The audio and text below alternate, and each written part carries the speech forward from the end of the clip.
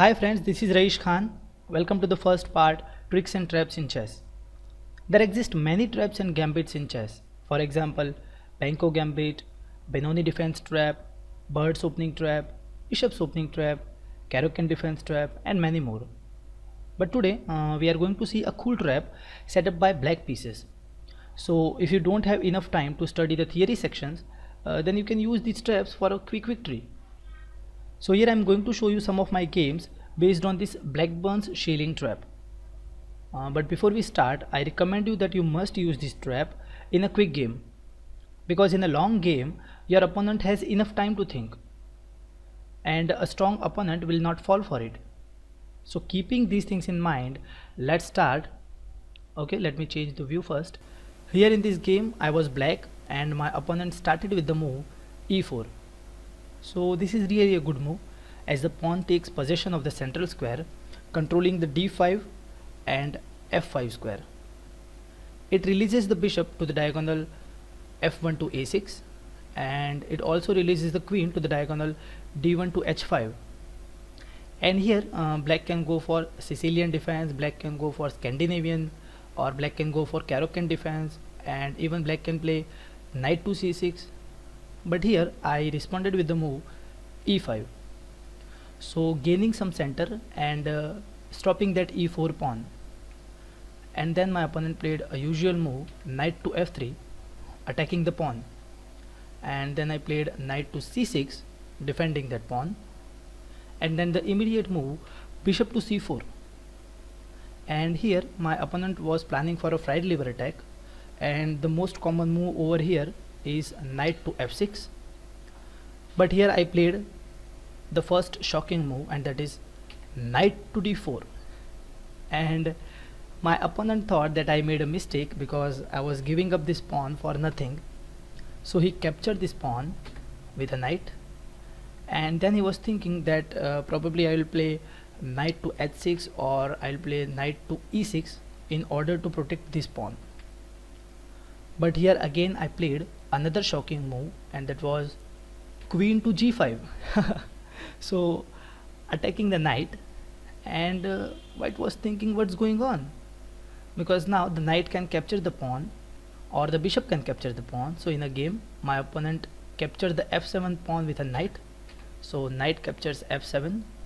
And here the white's position is looking so good, because now the black king can't capture the knight because the bishop is already protecting that knight, and knight is forking queen and a rook. So knight thought that I can capture the rook at least. But here he completely missed my move, and that was queen captures g2. And here most of your opponent will think that okay, I can save my rook first, and after that in the another move I can capture the rook. So rook to f1, saving the rook, and then the finishing blow, that is queen captures e4 check. And the white king can't go to anywhere. The only two moves are queen to e2 or bishop to e2. But queen to e2 will be captured by the knight sitting on d4. So my opponent played bishop to e2, and then can you find the finishing move? Yep, that is knight to f3, and it's a checkmate. Because now the bishop can't capture the knight, the queen is pinning that bishop, and the king can't go to anywhere. So that was a short game on the Blackburn's shilling trap. After that I want to consider another move. In one of my game my opponent captured the rook first, so knight captures h8. Here I simply captured his rook with a check, and now the king can't come to e2, so the only move is bishop to f1. Then again queen captures e4 check, and the queen can't come to e2 because our knight is sitting on d4.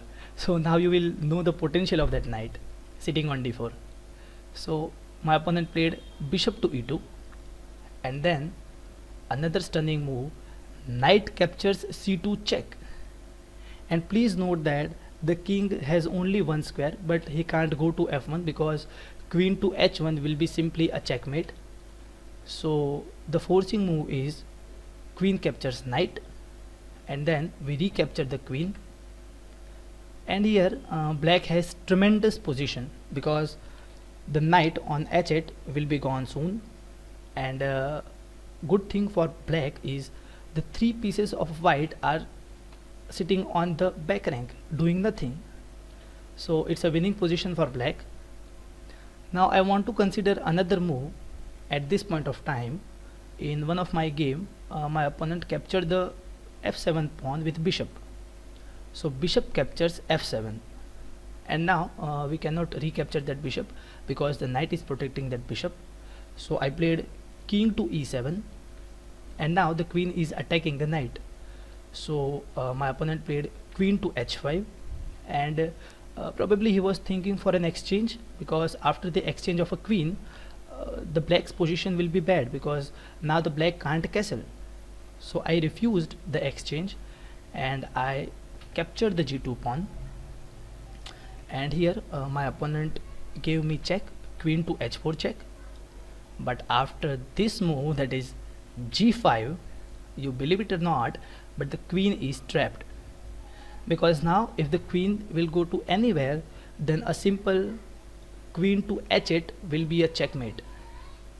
So forcefully my opponent captured my pawn with a check, and I captured his queen. So here again black has a very good position, and one of the two pieces of white will be gone soon, and a winning position for black, and black rook can come to g8 and can join the party. And a great attack will be there, and here g2 square is again very weak. So that was another game and I won it very easily. And finally I want to consider a last move in one of my game. Here my opponent played knight to g4, so protecting that g2 pawn. But here simply I played t5, so attacking the c4 bishop, as well as there is two double attack on the knight. So here after thinking for a while, my opponent captured this pawn, and after that I captured his knight with bishop captures knight, and now the bishop is attacking the queen.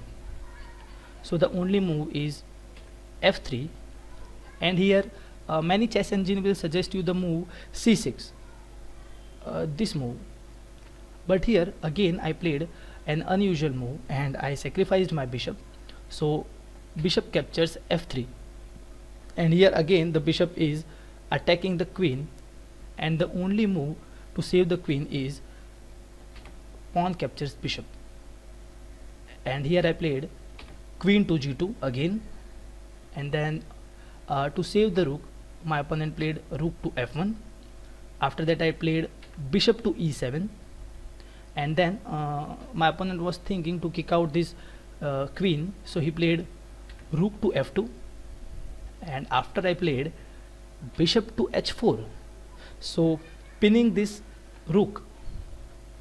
And here my opponent thought that the only move to avoid the checkmate is queen to e2, but after that queen to g1 check, the only move is queen to f1, and after that bishop captures f2 check. Again the only move is king to d1, and then queen captures f1 checkmate. So that was another game, and I hope you like this trap. Special thanks to GJ Chess. I will see you in my next video with some theory section and unknown traps. Till then, be cool, have fun, and go for fishing with this trap. Bye.